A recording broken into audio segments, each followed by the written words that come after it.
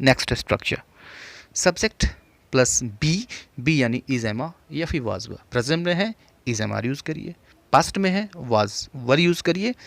यानी जब आपको ये बताना हो कि मजबूरी में, बाध्यता में, अनिवार्यता में कोई काम आपको प्रेजेंट कंटिन्यूअस में यानी प्रेजेंट में करना पड़ रहा है या फिर प्रेजेंट में करना पड़ रहा था, सॉरी पास्ट कंटिन्यूअस में पढ़ रहा था या फिर पढ़ रहा है। पढ़ रहा था तो वाज वर यूज़ कीजिए, पढ़ रहा है तो प्रेजेंट यानी इज एम आर यूज़ करिए। आजकल मुझे खाना बनाना पड़ रहा है, बाध्यता है, अनिवार्यता है, हो सकता है माँ बनाती हो, बहन बनाती हो सकता है। अब वो नहीं है तो फिर आपको बनाना पड़ रहा है। आप अपनी मर्जी से नहीं बनाते, आपकी खुशी से नहीं बन रही है, ये बाध्यता है। तो सेंस दे रहा है, इस स्ट्रक्चर का यूज़ करिए। I am having to cook food these days, I am having to cook food these days. Simply हमने स्ट्रक्चर पे रखा है इसको, सब्जेक्ट रखा, एम रखा और उसके बाद हमने हैविंग रखा, उसके बाद इन्फिनिटिव जो काम करना पड़ रहा है उसको हमने इन्फिनिटिव फॉर्म में रख दिया, टू कुक बनाना, टू कुक। ऑब्जेक्ट रखा food these days, other words I am having to cook food these days. एक और सेंटेंस लेते हैं, उन दिनों उसे नींद की गोलियां लेनी पड़ रही थी। अब देखिए भाई, नींद की गोली हम कब लेते हैं? सिंपली जब नींद नहीं आती है लेते हैं, बाध्यता है, हम मजबूर हैं, लेनी पड़ रही थी, पास्ट में ये काम हो रहा था। आप खुशी से तो नींद की गोली लेते नहीं, बाध्यता है। तो सेंस देखिए, सेंस पकड़िए, सेंस है तो फिर इस स्ट्रक्चर का यूज़ करिए। दीज डेज, इन दिनों, I was having to take sleeping pills, sleeping pills नींद की गोलियाँ। सिंपली हमने स्ट्रक्चर पे रखा है, इसको आप ध्यान से देखिए फिर समझेंगे, कहीं कोई दिक्कत नहीं है। नेक्स्ट सेंटेंस देखते हैं, स्ट्रक्चर देखते हैं। Subject plus will plus have infinitive के साथ फ्यूचर में यूज़ कीजिए जब बाध्यता फ्यूचर में हो, आने वाले समय में अगर आप बाध्य होंगे। जैसे तुम्हें अंग्रेजी सुधारनी होगी, तुम्हें अपनी अंग्रेजी सुधारनी होगी, ऐसे भी हो सकता है। तुम्हें अपनी अंग्रेजी सुधारनी पड़ेगी, ऐसे भी हो सकता है। तो सेंस पकड़िए, हिंदी में कई तरह से हो सकता है। तो सिंपली आप स्ट्रक्चर पर रखिए, you will have to improve your English, you will have to improve your English. अब देखिए विल, हमने सेल का यूज़ तो लगभग ख़त्म ही हो रहा है, सब सेल का यूज़ अब बहुत कम किया जा रहा है, अभी ना करें। विल का किसी भी कंडीशन में यूज़ करें।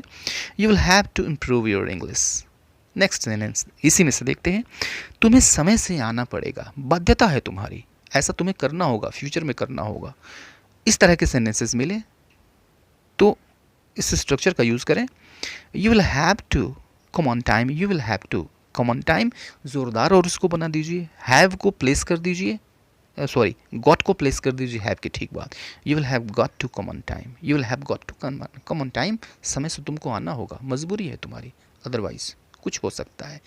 एक स्ट्रक्चर और देखते हैं हम पॉसिबिलिटी की। सपोज करिए कि हमें एक बताना हो कि मुझे गांव जाना पड़ सकता है, लेकिन पक्का नहीं है, 50% चांस है कि हो भी सकता है और नहीं भी हो सकता है, ठीक है।